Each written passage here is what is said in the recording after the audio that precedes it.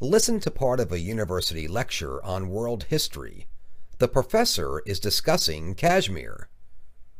As part of our survey of Asian political history class, I want to look now at a region that's been a battleground off and on for many, many centuries, including our own. I'm talking about the main bone of contention between two Asian nuclear states, between India and Pakistan.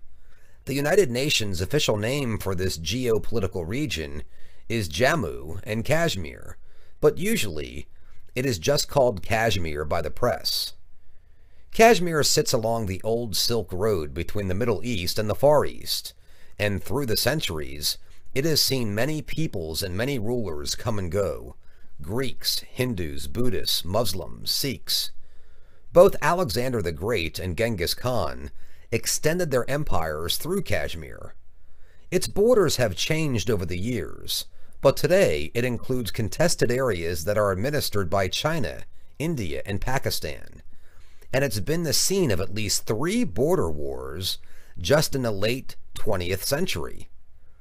Looking back, according to the Mahabharata, the great Sanskrit epic of ancient India, which was written between the 4th century BC and the 4th century CE, Kashmir thrived under a republican government during the great Vedic civilization of the 1st millennium BC, and in the 1st to 5th centuries of this era, it became an important center of Buddhism and Hinduism.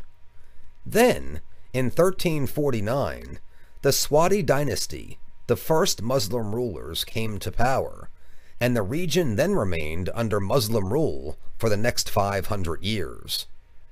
We know a good deal about Kashmir's history because of a Sanskrit composition called the Rajataranjini, the Chronicles of the Kashmiri Kings, written by Kalhana.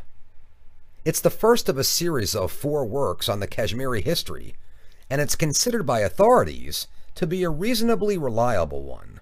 It was composed in the mid-12th century, but it refers to earlier texts that, unfortunately, no longer exist. The Rajataranjini records the period from Kashmir's very early traditional history up to 1006 CE.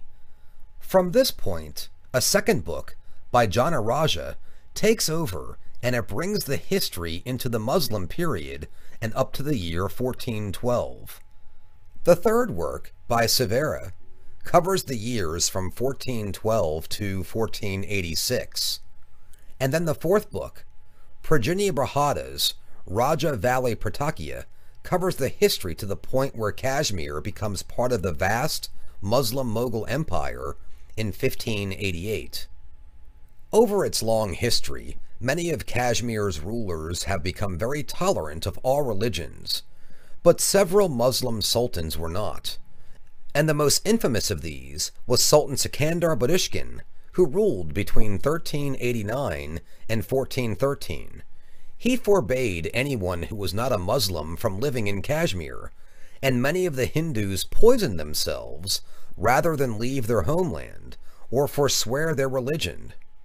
Sikandar persecuted those who remained, and ordered all the temples destroyed, and all of their religious images broken, and consequently, he gained the epithet of Destroyer of Idols. Anyway, the Mughal Empire endured from 1526 to 1740, followed by the Afghan Durrani Empire from 1750 to 1820, and then the Sikhs under Rajan Singh.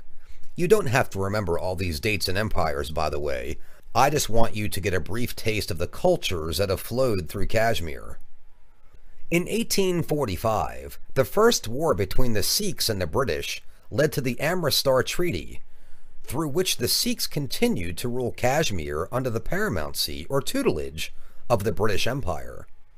Kashmir, like several other areas of British India, became princely states that paid taxes to the British Crown. The princely state of Jammu and Kashmir was very artificially constituted because it combined different religions and regions and ethnicities. The accumulation of 2 millennia of successive civilizations, of Vedic, Persian, Indo-Greek, Turco-Mongol, Islamic and Sikh cultures.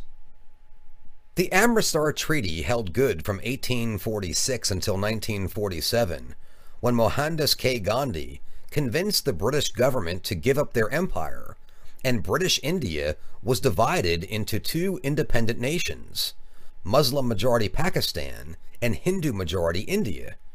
Both of these two new nations had agreed that all of the princely states had the right to choose which of the two new countries they would join. But even though Kashmir was over 70% Muslim, its Sikh, Maharaja Hari Singh, hesitated to join Pakistan. When Singh hesitated, Pakistan invaded Kashmir, and when Kashmir invaded, the Maharaja asked India for help. India agreed on the condition that the Maharaja chose to join India. Hari Singh agreed to this, and India sent troops into Kashmir and blocked Pakistan's advance. The state was soon divided into a Pakistani-controlled section and an Indian-controlled section, divided by what is aptly called the line of control. And although the United Nations asked for troop withdrawals by both countries, and although it asked for a Kashmiri plebiscite on the issue to determine the wishes of the people themselves, neither one has happened between 1948 and today. The only dramatic change since then has been the 1962 Indo-Chinese border war, which resulted in China's also claiming a piece of the Kashmir pie.